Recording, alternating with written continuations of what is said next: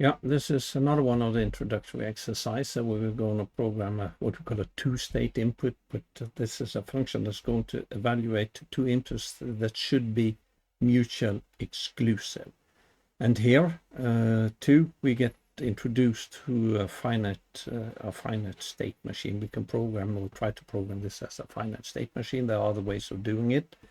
But if we have a look at it, we are down here now. A function block, and because we have to remember something, and we need here we do need static data. So okay, so what we should do, we call it function block two states or mutual exclusive, whatever, two states.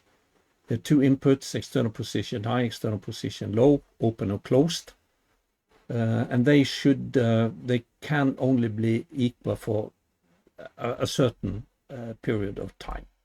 This is, we get to the concept later. But when we have a parameter PDD, we specify the time the inputs can be equal. The function was digital output BF indicating the inputs have been equal longer than the blah, blah, blah.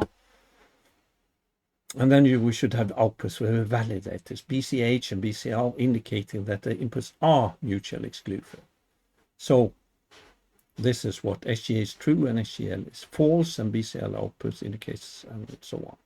They should disappear immediately. And we should make a program with an instance data block and call this a program main or something else. So what we get to know is again the organization block, function or function block and an instance, finite state machine. You do not need to make a finite state machine, but maybe it's nice. Retain parameters and program timing again. Timing we have seen in other exercises too. You can use the same timing system here. So okay, so here we look at the state machine. I think if we look, we can move over here a little. So you can see this is a true output. It's a fault, and we have this BF output that it is false. So I'm going to move over here. Program tips, block inputs, outputs, and variables. This we have talked about. And maybe we need the timing, the ST time and this TT time and TT now, and we need maybe a restart here. Should probably go to an initial state here on a restart. And we need somewhere to store our states, and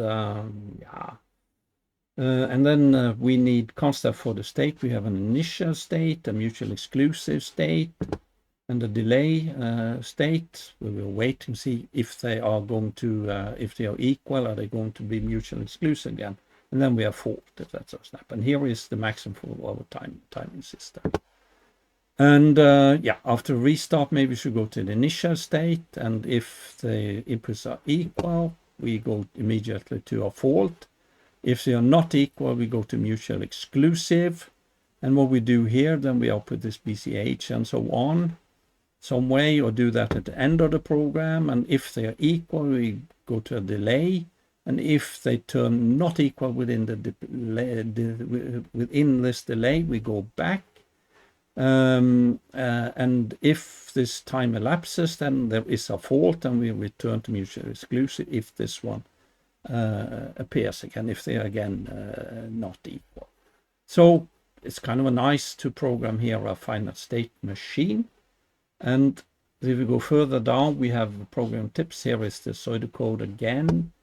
So preset temporal value if the PLC has been restarted, state is initial state, initialized timing system, initial state if the inputs are not equal, mutually exclusive, else state false, that's just according to state diagram, mutually exclusive, do whatever you want to do, and delay, handling the timing, if that has elapsed, we go to fault.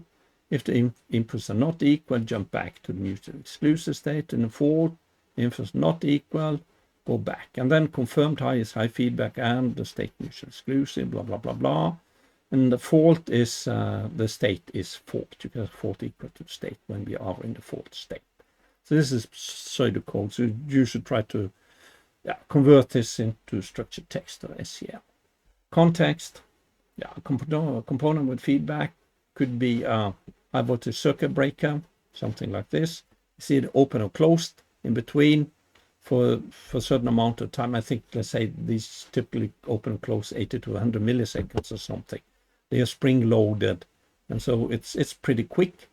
And then you can check it. They're pretty expensive too. So this is something out of, in 2024 they cost. So it could be this break in a high voltage switchboard that you could use when you control this. You use this mutual exclusive to indicate if the breaker is intact, because this one would have two feedbacks, and it should either be open or closed down. If it's in between for longer time, you know, there's an error on the breaker or the feedback or something, but the breaker is not okay. Yes, so that was the program.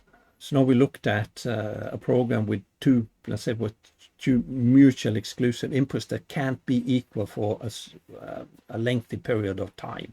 And then we make a state machine to just validate this and check if they are equal for too long a time. Maybe that we looked at, maybe they have been equal for 200 milliseconds. Then the breaker is gone.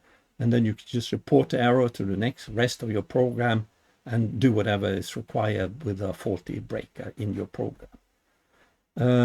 Yes, so that is it. It's a small program. We have to do timing and things like in there, and there was a pseudocode that you should translate to structured text or structured control language.